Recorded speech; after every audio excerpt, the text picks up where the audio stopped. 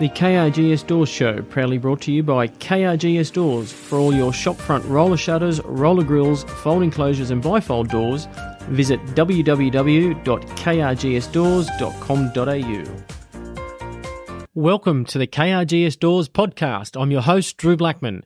The aim of our podcast is to talk to cool people with cool stories, whether it be our suppliers, customers, staff, other business owners, or people from different walks of life, and get to know them a bit better. If you're interested in coming on, drop us a line or email, or connect with us via Facebook, and we can have a chat to see what we can do. Today on episode 53 of the 4-year-old KRGS Doors podcast, I'm joined by KRGS Doors Managing Director Clayton Blackman, and we talk to Kate Mackarell from Three Fishes Interior Designs. With over 15 years of experience in the design and construction industry, initially Kate worked as a retail interior designer, where she gained valuable knowledge in concept and retail design and the requirements that retailers have. She now specialises in the area of retail design management, working for developers such as Westfield, Lease, and the GPT Group, just to name a few. I'll also let you in on our next episode's guest, but for now, please welcome to the podcast, Miss Kate Mackarell. If this doesn't turn you on, folks, you haven't got a switch! Well, Kate, thank you very much for joining us on the podcast here today. What is the Kate story? Well, I'm one of three girls and married with two children, living in the suburbs of Sydney, where I've lived pretty much my whole life. It's a fairly quiet story from the Kate personal story, or you can ask for the Three Fishes story. Which one do you We'll get to that one. We will get to the Three Fishes story. Yeah, grew up, I suppose then if you think about the Kate story, it's growing up in Sydney with a very close family, very close to my grandparents and family. So it's been very much a family-oriented sort of background for me. Sounds familiar? Yeah. And so it's been good, yeah. Close, my parents are still alive, so I do a lot with them and Lovely. yeah. What suburbs did you grow up in? Grew up in Blakehurst, down in the southern suburbs. Yep. I went to school at Blakehurst. So did I. Blakehurst Primary? No, Connells Point Public Oh, I okay. was, and Blakehurst High School. Okay. Yeah. So total local. I'm not asking your age, but what year did you finish high school? 87, Okay. I think. Okay. We'll talk off air. We know some people together. There you go. Yeah. Small world, eh? Yeah. Didn't know that small one. world. So, total Blakehurst. Yeah, Blakehurst. Great spot. Yeah, it was lovely. It Great place to grow up. Yeah, nice and easy. So is a good enjoyable. spot. Yeah. You still live over that way? No. We moved out. I suppose in those days it always was a bit of a schlep to the city. So Yeah, it was from Blakehurst. Yeah, it was a bit hard. So then we moved. I moved into King's Cross area. I met my husband overseas, and so he's a Canadian. So when he moved out to Australia, we moved into the King's Cross area, and then now we're in Chatswood. So we've gone completely opposite. Bit of a difference from Blakehurst to King's Cross, Kate. It was a little bit. Bit of an eye-opener. Yeah, but good fun. Yeah. And your kids, boys, girls, ages? I've got a 23-year-old boy and a 21-year-old daughter, so that shows my age. Yeah. There you go. Both big sports fiends. We're a pretty sporty family. Well, you're in the right spot. Yes, I've noticed. What sport are they into, Kate? My son's a rugby union player. Okay. And my daughter's an AFL player. So she's been working really hard. She's in the Premier League for New South Wales in the Premier Women's AFL League. Hasn't that sport just grown leagues? Like it's just huge. Women's sport in general, whether it's Yeah. rugby league, AFLW. Cricket, soccer, Yeah, the whole lot. Well, women's soccer was cricket. always big, but even with the Matildas and things like that, they've Yeah. certainly jumped on. But all those, it's the biggest growing sports, and it's fantastic. Well, my daughter, she grew up playing soccer, and she is an incredible goalie. But her problem was she's only about 5'2". So she was fearless. She was mad as a cut snake and a really good goalie, but too short. Short. And then she got into AFL when she was about 16, and she hasn't looked back. She's really keen to hopefully move to Melbourne. Some and brilliant try and do athletes. something. Some brilliant athletes in that AFL. They Yeah. just run. They're All like the marathon time. runners. They run all day. Yeah, exactly. Yeah, that's right. So she loves it. That's her big focus. We'll have to keep an eye out. She might be in the All-Stars there. Yeah, you never know. Yeah, and then my that's- son, is rugby, but he's had 2 shoulder reconstructions and shouldn't be playing rugby, but still is. So, Yeah. you know. It's only 23. Yeah. He's got a long time to go. He's got many, many more rucks and malls to go into, Kate. Yeah. Wait for them. Exactly. I don't want to jinx him, but there might be a couple of more injuries there Yeah, somewhere along the 100%. lines. You knowing don't tell his mother that. No. But you probably know firsthand anyway. Oh, yeah. We sit there panicking every game. So, no. Like a true mum. Yeah.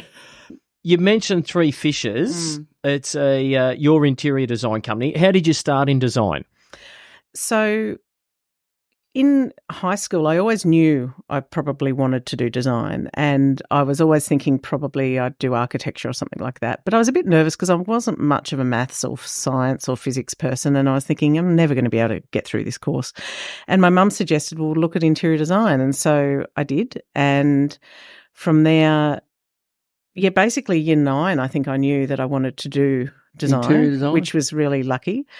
But I was of the era where in those days there were 2 main courses, and both of them I believed were portfolio based, that you'd go and submit your portfolio, so you didn't really need to do a lot at school. So I enjoyed sport and had a great time at school, but didn't really focus on the school work probably like I should. as we all did. Yeah, and still remember very vividly to this day walking into the university with my portfolio where I thought I was going to have an interview and show my wares of what I'd been doing. And we were all put in a room and they just said to us, we don't know what you're all here with your portfolios for. This year we're doing it on marks. And my whole world collapsed. Yeah, all of a sudden. 2 seconds flat because I thought, I'm not going going to make this. No. So there was a bit of a, panic about what am I going to do. And I ended up actually going to a careers counsellor who suggested I do something like primary teaching, which would give a really general degree. So I was actually going on exchange as an exchange student. So I went off on exchange and came back and decided, I'm going to leave Sydney. I'm going to live in university. I'm going to have this amazing life and do all this sort of thing. And then found out I got into the interior design course part-time. So for the first year of leaving school, I was actually doing primary teaching in the day at Wollongong Uni and then driving to Randwick to do interior design at night. So for the first year, I was doing 2 courses. Burning the candle at both ends. Yeah, but it was very clear that design was where I should be. The focus. So I ended up leaving primary teaching where I'd hung out in the art department nearly all the time anyway. And ended up doing design and working in a design company there. If you went into primary teaching, you would have had the best looking room. Yeah, exactly. And I certainly would have been a useless teacher. It was never going to be my calling. My middle daughter's a primary school teacher. Yeah. She's a bit like that. She loves the art. You go to her classroom and it's all done out. It's all the kids, all the drawings and pictures and paintings are all up on the wall. That's where I was very happy in that area. So then, and I was lucky because those days we were going into recessions and GFCs and all those sort of things. And so I was really fortunate that actually I was working in the day and studying at night because I actually had experience where hands-on. A lot of people didn't have that. So some of my friends that were doing it full-time never got jobs, where I was really fortunate that I did. So I ended up working in the day as looking after the library of an architectural company while I was studying for a whole $11,000 a year. That was the salary. You were rolling in it. I was rolling in it, which when you live at home was a great budget for shopping and clothes, which is really all it was for me. And then went overseas because, again, another GFC hit and I decided I might as well go and travel. Met my husband in Canada, brought him back, and then started working properly in the design industry from there on in, and worked for some larger architectural practices in commercial design, but needed a bit more. I found it a bit dry and ended up going into the retail design area, and then went from there into Westfield and started doing retail design management, which is primarily what Three Fishes do, and then decided to branch out on my own and help some of the smaller landlords that don't have them built in like Westfield does. Kate, could you please tell us, I've heard the story, but could you please tell us how you came up with the name Three Fishes? Well, the last name's Mackarell. Yes. So that's a hint. Yes. So as I mentioned, I am one of 3 girls, and my great-grandmother used to do this little like Escher-style drawing of the 3 fish intertwined, which represented me and my 2 sisters. And so I always thought it was just a really cool drawing and cool idea. And so got the name for Three Fishes from that and just held on to it. Yeah, it's a great story. Yeah. And sadly, the logo never quite made it. We could never make it graphically work, which was a real shame. But, you know, she's there in spirit. It's my great-grandmother, and that's Lovely. where it came from. Yeah. Are your two sisters involved in interior design? No. I was a bit of a black sheep in the sense that I was more creative than them. They're creative in their own ways, but not in this sort interior of design. They're marketing, and one of my sisters was always very theatrical, and so we had our own skills. But no, not near me in the design arm. So we've mentioned Three Fishes now a few times. Tell us about Three Fishes. When did it start? How did it start? And what type of business is it? So Three Fishes started probably in 2001, and basically then I'd just had my first child, and I'd been working for Westfield and wasn't sure if I was going to go back to Westfield, and thought, well, I'll just do something on the side to keep my hand in while I had small kids. And so started Three Fishes from there, and was fortunate enough to pick up a retail design management client with us who owned a small shopping centre in Gosford. And so she was my first client, and I did the retail design management services for her, and it really just grew from there. And I went through different phases, like I think we all do, where trying to find this miraculous work-life balance of, do I work for myself where I've got flexibility, but I never actually leave the work behind, or do I go to a company and I shut the door at the end of the day and leave? And so I went in and out. So basically Three Fishes sort of would be alive, and then it would sort of go into a bit of a hybrid state for a few years, and I'd go and work for a large landlord on a development or something like that, and then it'd come back again. So it really kicked off again. Actually, I'm not sure what year it kicked off again, but a number of years, probably 15 years ago, something like that. And so Three Fishes has been rolling on from there. Our core business is what's called retail design management. And with that, what we do is we coordinate the designs that are going into the shopping centres. So we work with the retailers and the retailers' designers to coordinate the designs that actually, to deliver the vision of what's going on in the shopping centres, and making sure that the stores are up to what the landlord wants. And so that is really our core business. And then I've had a few side hustles over the years. And our other side hustle is children's playgrounds, where in one of my little phases where I was working for a larger landlord, I started getting into this world of placemaking and public realm design, and looking at the public spaces within shopping centres, and ended up designing playgrounds. And so we've got that on the something side. I think of straight away, Kate, a couple of Westfield centres, Mount Druitt, Hurstville, they've got some outdoor playground areas. Have you had anything to do with those? No. Okay. So the biggest one that I've done is at Ed Square. Okay, yeah. And I know that one. Yep. So that one is probably one of our largest ones, and ones that's had a bit of publicity. Yeah. Great job. Yeah. Fantastic location in the sort of the back of the shopping centre. So we had vertical walls to play with. Like often playgrounds are actually in the middle of a space. So it means that you're limited with sight lines and different things. So by doing this, it meant that we could actually do a 3-dimensional playground using walls and everything. And it's a really fun, exciting playground. And it's a good spot. Yeah.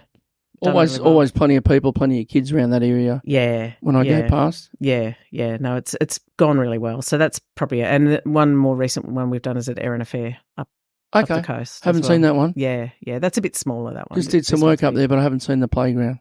It's a big centre. I have to keep my eye out for that one. Yeah. You'll have it go on the slides or something like that. Yeah. So they'll know the lady that designed this. Absolutely. So how many employees does Three Fishes have now? I have 2 full-time girls that work with me, so that's the 3 fish. I have a magic number of 3. I don't like going above 3, and that's not because of the name, but it's just more so we've learned over the years that is the best method of being profitable and working well. So I've got 2 really good girls that have worked with me for a number of years, and really good support. Lovely for ladies. me. Yeah. And then we have a couple of girls that we or people, but that help us with overflow and additional work on top of that. But yeah, the core team's three. Three. No, that's good. Yeah. It's interesting that you mentioned about the playground side of things, and we mentioned on this podcast, and we see it when we go in there, that shopping centres now are a destination. It's not just it hasn't got Coles and Woolies and a couple of other shops now. It has got a playground and it's got an eat street and it's got a cinema or it's got a bowling, and then there's the shop's closed, but then there's also a restaurant area as well. So it's interesting that sort of all ties in together. 100%. And the management and the construction of that, making it flow as well, which would be your big involvement. And it's a very strategic thing. And that's where I suppose I started when I was working with a company called GPT, and we were doing Rouse Hill Town Centre, and that's where I did a lot of the public realm elements of that. And it was pretty revolutionary at the time, where the concept of a word called placemaking was put into place, which these days it's a bit more of a common word, but it's really creating those civic spaces and what I like to call like the civic lounge room, where people go there for their entertainment. Yeah. And it is a day out. And for everyone, it's a different thing. Like some people want to shop, some people might just want to sit in a corner and read. So it's giving areas within a shopping centre environment those release and an opportunity to do different things. And so one is play. And it's, I think, expected now that a shopping centre is going to offer that free service of entertainment for their child. Entertainment, wide variety of food choices. Go and see a movie. Like you said, you can sit there and read or, a wide variety of opportunities. Yeah. Well, I even know my local sort of Westfields is Miranda, and they've got the cinema there, so you can go to a movie and then late night dinner. They've got a sort of a restaurant strip or a couple of strips there that open up until midnight and things like that. So it's not just as soon as the shop's shut, it's all closed down. It's an after hours type of area to go to as well. Very much so, yeah. And it's a constantly evolving strategy for landlords, is how are they adding those value-add services to the retail environment, because demands are changing, people are changing. You know, what we've gone through with COVID in the last few years has changed how people are using these spaces. And so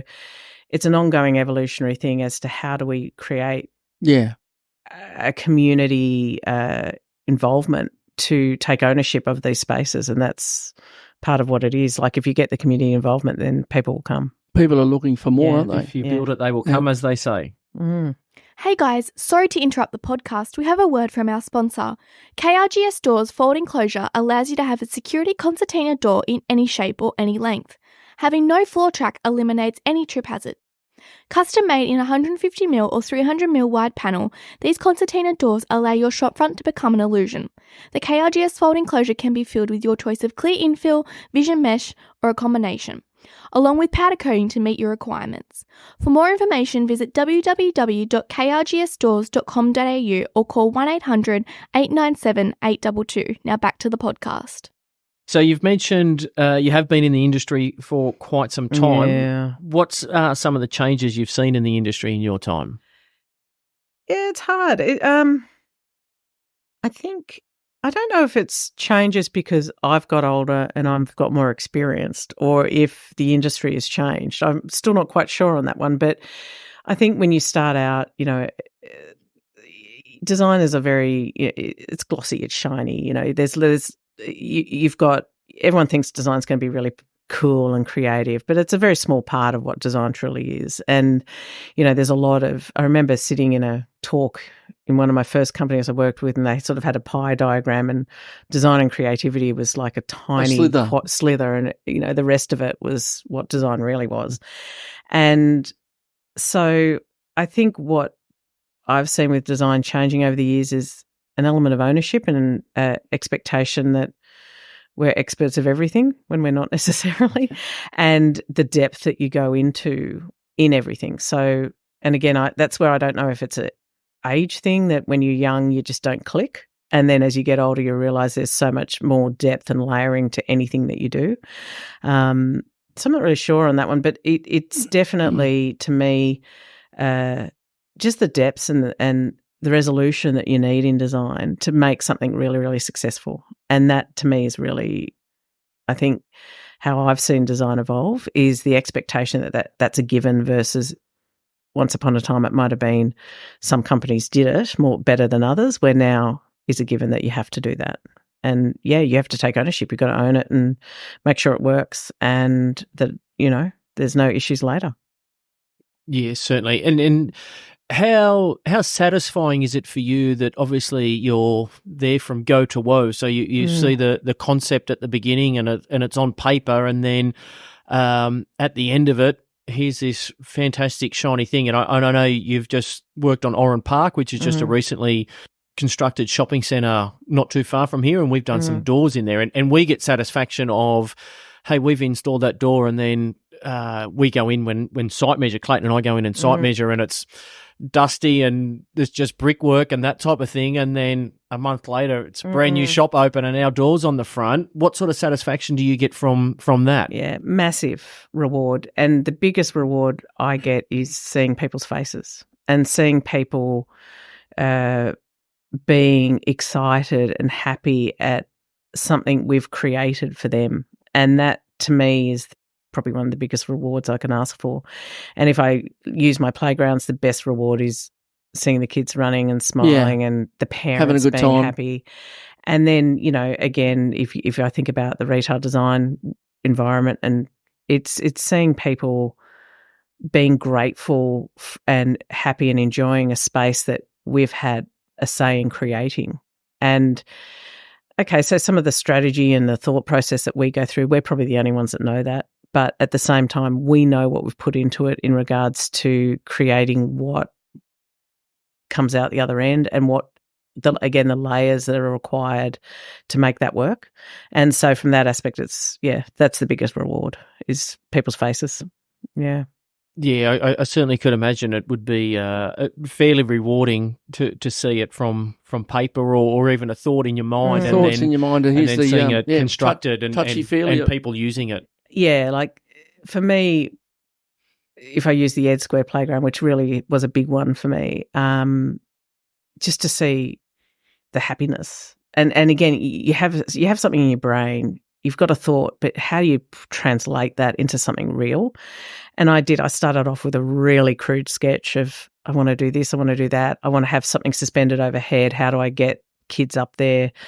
And so to see that actually come to life is very cool. Yeah. You mentioned before that you're a bit of an expert on everything, but don't know all of it, and that must be difficult. As you said, you want to have something overhead. How do you get kids there? It's all right to draw it, but then you've got to actually construct it or make sure it's going to be safe. And we sometimes find with doors that we're putting in that the designer or the architect's drawn it up, and we go straight in and go, hey, that's not going to work. How's this gonna work? Yeah, like you haven't put enough support, or you haven't put this in, or it's on a wrong angle. So it must be, you must have to know, as you said, a lot, being an expert in a lot of areas to make sure that my thoughts and my drawings are going to actually work at the end of it. Yeah, I probably know more than I realise, but at the same time, I do believe it's partnering with the right people. So if I don't have the skill set to know something, it's finding the right person to partner with to give me that skill set, so that when I create something, it's a really considered solution that I know is going to work. I'm a bit of a stickler for detail and wanting to know that if I'm going to do something, it does.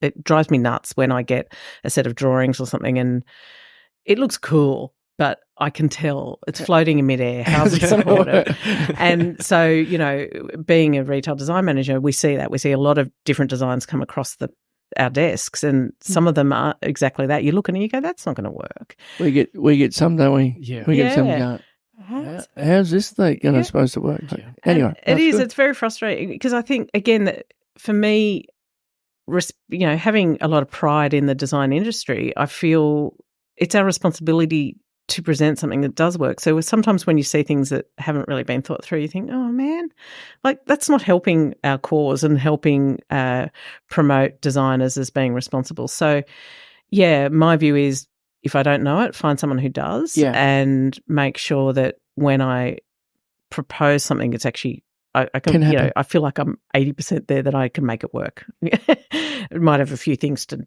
tweak, but we can get it there. Yeah. No, that's great. And the biggest challenges you face in the design industry and then also as a business owner? So I think it's sort of same in the sense that for me, being a small business, only having 3 of us, my biggest challenge is people. To have good staff behind you is how you succeed. Like being 3 fishes and having been around for 20 or so years, there is a bit of an expectation that, we want Kate. We don't want 3 fishes, we want Kate. But it's like, well, no, I am more than me and I've got other people working with me. And so for me, the biggest challenge is to get the right people behind you to have that strength that Kate can be rolled out, she can be rolled back in and someone else can come in her place and you don't know any different. We're a consistent solution that no matter who's in front of you, we are who we are and we stand behind our brand and our vision of how we want to be as a company. And you can give it, and we can all give you our best. Yeah, that's it. And so that's probably the biggest challenge of a small business is people. And I've been very fortunate that I have had over the years long-term people. I've had people that stick around, which I'm very grateful for. And without them, I think I put a post on Instagram the other day. They make the impossible possible, and that's really true. Without them, I'm nothing. I can't hold it all together. So for me, it's very important to have that. So that's probably my biggest challenge as a business. And then from a design industry, I think it's sort of a bit intertwined with that it's from an RDM perspective, being retail design management, the challenge is educating people on what we do. We tend to be sort of sometimes viewed as the design police and, we can be people that get in the way of people doing what they want to do. So I find that stigma a difficult one because that's not who we are. We're here to help people. We're here to support the design process, and not everyone's going to believe us when we say that, but that's genuinely where we come from, is being there to help hold the retailer's hand, especially if they're green and they haven't done a lot of retail. Be there to help them through the process. And as I say to them, we're here to assist them as much as we're here to assist the landlord. And even though we're a landlord on the landlord side of the fence, I view it as I want to help the retailer get the best they can out of it. So that's probably the biggest challenge from our aspect, is educating people on what we do and having them being willing to hear that we are actually here to help. Yeah, well, and we're not the design police. you want your ideas and your designs to look at its best. Yeah, and we want them to do well. And so, if we see a floor plan that we're really not sure is working properly, we will query it. And if they're going to put their hand on their heart and say, this is what we want, this is how we work, sure, off you go. But you're the expert. They've got to be able to listen to them, make sure it's going to run. Yeah, we just want to check with it that it's going to work for them. So that's probably one of the biggest challenges we would have is educating people on what we do. It's interesting too because, and you mentioned you are probably the link between the actual retailer and the landlord as such, because the landlord's obviously got a vision and they want you to make it work, and then the retailer's got a vision as well of what their store or their brand has to represent as well. So it'd be a understanding both sides of the story. We're a bit of the glue, and we like to start out by understanding the retailer and who the retailer is and what their operations are. Get a feel for them. And so if we know that up front, then we can help them better. And we can, as I say, design, there's 20 ways to skin a cat. There's 20 ways to design a store. So what I might think is right is not necessarily what their thoughts and their brief and so forth is. Yeah. No, and again, I do get really frustrated when I hear, but Kate said, and it's like, no, Kate doesn't. There's plenty of ways it can be done. I'm going to make a suggestion, and if you want to listen, great. But if you want to say no, and then let's find another solution. There's lots of ways we can do it. So it's trying to get them on that journey. But we have got a bit of a reputation, retail design managers. So we do need, to me, there's a lot of education in sharing that we're here to help versus just here to make their life difficult and spend more money, which is often what we're perceived as doing. Last time we were together at an interior fit out association, you mentioned that one day I'm going to put this book together. Yes, the Retail Design Managers Playbook. How's that coming along? It is done. It is done? Yes. Seriously? Yeah, it's done. It's on our website. It's a free download. It's an ebook on our website. And it's a Retail Design Manager Playbook. And what it is just, it started almost as like just little blogs, little posts about what, an experience, something that happened that week. And then I'd talk about, the value of that in the relation to retail design management. So, we have what's called the RDM Playbook. How many pages is?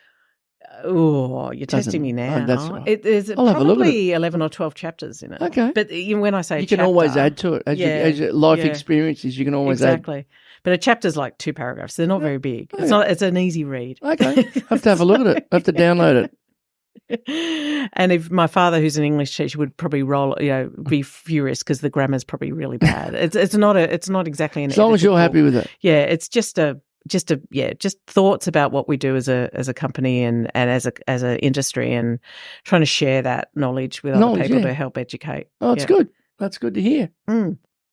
So on that, and you mentioned your website, it's threefishers.com.au, and your socials and all that type of thing are on there. Mm. How do you advertise to your clients? We have been really fortunate, and I'm touching every bit of wood I can find around me right now, that we've been word of mouth pretty much for the 20 years.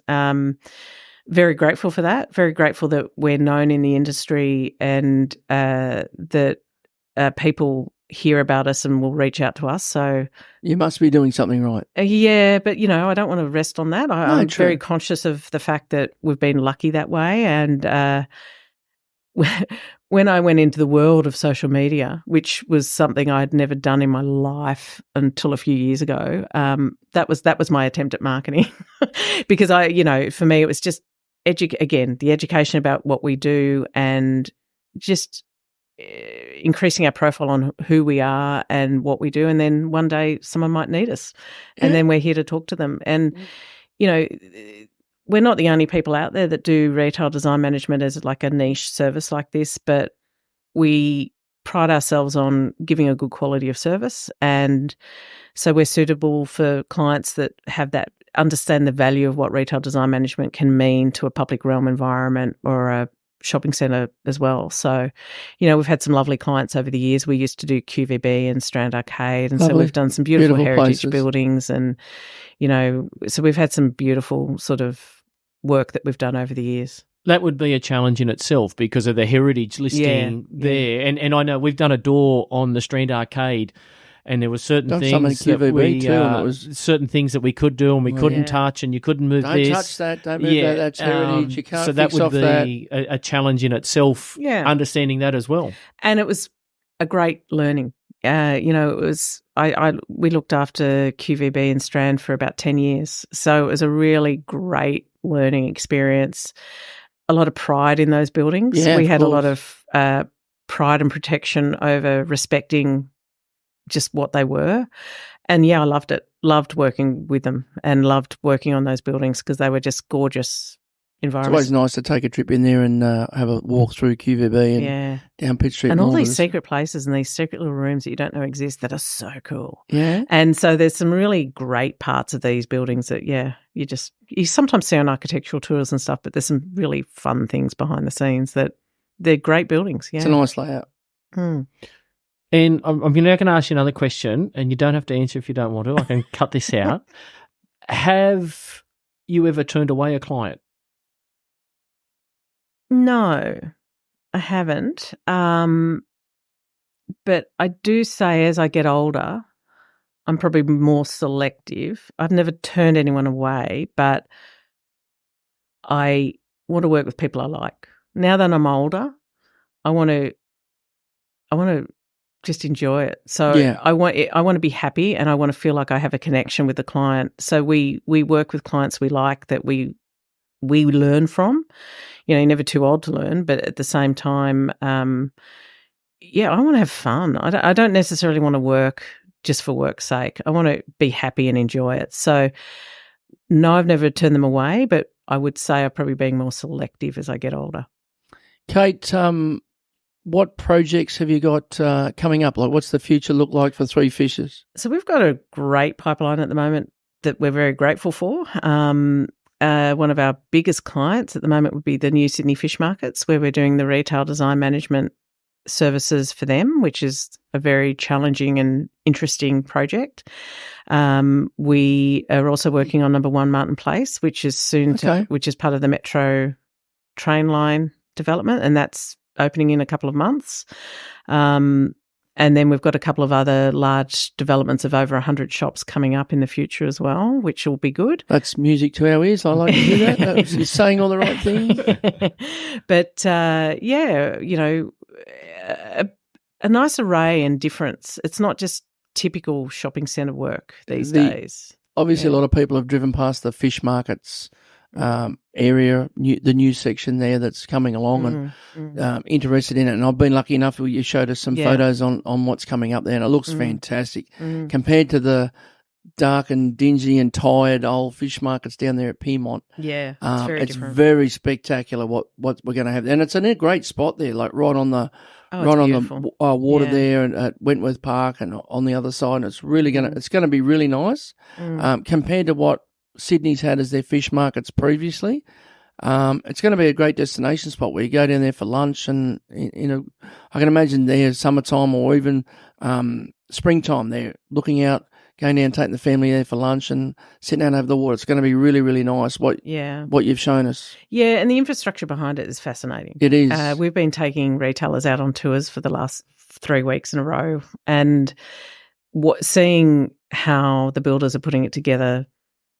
Every week it's changing, and but to see that infrastructure, so to see what happens, and pardon the pun, in the guts of the fish markets, being the auction rooms, where they'll be doing the auction rooms, which will be visible for people to see. People can actually see that, where these days you can't. Looking at the infrastructure of how they ship all the product in and out, and how they're going to distribute it from there to all the fishmongers across New South Wales and so forth. It's really interesting stuff. Has there been the current retailers that are down the fish markets, have they had much import, or has there been much negative or any blowback against what they look at? Because compared to what it's cheese and chalk, what they're going to end up with, like it's a piece of art there, that what you've designed there. Yeah. But I'm just interested to see if what the old fishmongers are, they're into it or not. Well, it's a journey for them. It is a change for them. They've been in their existing location for a very long time. So nothing is ever totally smooth when you're changing an environment sort of from what you've had to what you're going to. So it is a journey, but at the same time, I think that in general there's a lot of excitement over the direction of how the fish market is going to be and what it's going to look like, and just what it's going to bring to Sydney from a tourist attraction. Oh, yeah. Like, I think it's, and I'm going to get this wrong, you might have to edit this bit out. We'll put an asterisk beside it. Put an asterisk clause. Just make the numbers up. But I think we're going to be the third largest in the world fish market. Really? Yeah. And please, that might be wrong. It's on the podcast now. That old Kate said. Kate said the rules. I know, but it's big. Let's put it that way. And when we were walking the other day, there's one recent building in Sydney that has just been built, and if you turn it on its side, it fits within the footprint of the fish. Like, it's a big footprint that we're working with here. So it's going to be a beautiful addition to When's Sydney. Completion for this for the new fish markets, Kate? We don't know yet. So we've got some dates sort of targeted, but we haven't had formal announcements on program yet. So we're sort of we're just working towards the end date. We're always working towards end of 2024 originally, and so that's what we're still working to at this stage. All the KRGS Doors podcast listeners should keep an eye out and go past and have a look at what it is now, because when the finished product It is going to be spectacular. Yeah. It's going to be really, really exciting to see it come to life. You should be very proud of it. Yeah. And lots of, we've got the existing retailers, but a lot of new ones as well. So it's going to be a really lovely environment just to, as you say, spend a nice day out in the sun and have some fresh fish. Yeah. No, well done. Well done on it. Away from work, how do you relax? When I'm not watching sport, and I do tend to say we watch paint dry as a sport activity, my family's we love watching sport. So if we're not watching our children play sport, which is what we like to do most weekends, I'm doing sculpture. So I've decided, once the kids left school and I realised I actually had weekends to myself a bit more, I had a bit of a midlife crisis of what am I going to do? And so I started sculpture. And so I do sculpture on the weekends now and loving it. Retail design and an artist. What the gift? Oh, it's good fun. Anyone can do sculpture is what I say. I've just got my sister started, and she says hasn't. What are you sculpting? Ashtrays now, or a little bit? So I've just finished a little nude of a female body, which I've done, and I'm doing an abstract piece at the moment again of the female form. But these will be for sale too on eBay. Keep an eye. There'll be a link in the show notes. Facebook Marketplace. These will be available. Exactly. But it's great. I'd recommend it to anyone. Great outlet. You don't think you've got to be artistic to do it. It's just you just go in, and as he said, he's got a lot of doctors and all sorts of people that do this course, and it's just you just go in and you disappear for 3 hours. You don't think about anything else. It's great. Good on you for your mindset. And that was something, the finished product. Yeah. It's one of them things, and I guess art is what the artist wants to be. There's in the news just recently, there's that painting of Gina Reinhardt that she's not real happy with, and it's a bit of an abstract piece, and it's what the artist thinks and things like that. So it's it's all interpretation, and it doesn't matter. Just have a go. That's my view. You've got nothing to lose. I bet the value of that photo of Gina, or the picture of that Gina Reinhardt one, has gone up in value because, it's just the publicity. Any publicity is going to be good for you. Exactly. Yeah. So it's going to raise the price up. Yeah. She probably could have offered $50,000 and put it in her garage, and no one else would have known about it. But now put it in the toilet. That's right. Now it's worth $1 million or so. That's right. Not more. It's gone up in value. Yeah. Now, to end the podcast, we ask our fast 5 questions just to get to know you a little bit better, and they're rapid fire. What would be your last meal? Anything Italian. Oh, slow cooked ragu of some sort, I'd say. Nice. Yeah, something warm and cozy. So the Italian restaurants is your first choice? Not always, actually, but it's my comfort food. That's nice. Yeah. So I think anything Italian and nice and warm and slow cooked and broken down. You're saying all the rich and saying all the right wintry things. Yeah, exactly. Yes. Yeah. Your drink of choice? I'd say a vodka martini with a lemon twist. Oh, wow. There you go. Yeah, I don't go light. No, there's nothing wrong with that. We haven't had that one on the podcast. No. That's made a debut. Yeah, well done. There you go. Who is your favourite superhero and why? I say define superhero in the sense of classic or just someone you admire. Like, whatever way you like. Again, as the artist, you can see interpretation. So if I talk about someone I admire, I'd say Winnie the Pooh, because if I think about mindfulness quotes and inspirational quotes, you can always look up a Winnie the Pooh and he always gets it right and he always sends you in the right direction. So I'd say that. If I had to go with a classic superhero, he's not very classic, but I'd say Groot out of Guardians of the Galaxy. Yes. He's a man of very few words, or a he, she. I don't even know if he's what he. I'm going to call him a he for the purpose of this. A man of few words, but people always listen to what he says, and he dances really well. There you go. Winnie the Pooh. We haven't had Winnie the Pooh before. No, but lover of honey. So. What is your favourite movie quote? I can't go past Just Keep Swimming and Nemo. Yeah. Get the pun. Yeah. Just 3 fishes again. 3 fishes. Now, if heaven does exist, what would God say when you arrive at the KRGS Pearly Roller Shutter? He's done a bit of renovations up there. He might have got an RDM in and redesigned the place. He's put in a roller shutter instead of the gates, a bit more security. What would he say when you arrive there? he'd say that his brand identity is pearly gates and I'm not allowed to change it to black. But he's happy to consult. Yes. So we might have to look at what else is available to get around I've got this other space that I'd like you to have a look at, though. Yes. Put a playground in. Exactly. Yeah, imagine that. Wouldn't that be cool? Need you to put a playground in. So, yeah. That'll work. Yeah. No issues with the risk up there. Kate, thank you very much for coming past and having a chat on the KRGS Doors podcast. Yeah. It was fantastic to catch up and talk about your Three Fishes brand and what they're doing, what they're up to.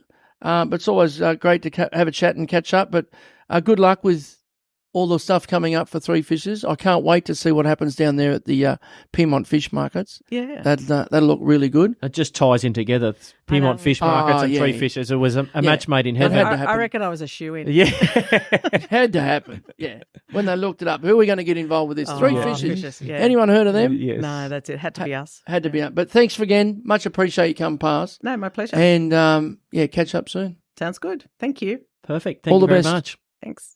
That brings the door down on the 53rd episode in our chat with Kate Mackarell from Three Fishes Interior Designs. What a great story of how Kate started in the industry to now designing shopping centres. For more information on Three Fishes Interiors Designs or to chat to Kate, head to their website www.threefishes.com.au. That is 3 as in THREE fishes.com.au. Or follow them on Instagram, Facebook or LinkedIn by searching Three Fishes Retail Design Management on the relevant platform.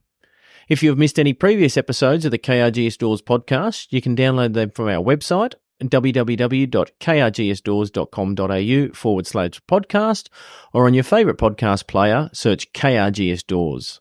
Don't forget to hit the subscribe button to ensure you don't miss any future episodes. This also boosts our ranking and my ego. The other thing I suggest, if you've enjoyed the podcast, visit your favourite podcast player and leave a review or a rating. Keep your ears peeled for our upcoming next episode where we speak to Andrew Barnett, stand-up comedian and media personality. You may have seen him on Fox Sports with his own show or heard him on SEN Radio in Sydney, but it is certainly not a chat to miss. Keep your ears peeled for this one. I've been your host, Drew Blackman, and you've been fantastic for tuning in today. As always, you could be anywhere in the world, but you're here with us. Thanks. Till next time. The KRGS Doors Show, proudly brought to you by KRGS Doors. For all your shopfront roller shutters, roller grills, folding closures and bifold doors, visit www.krgsdoors.com.au.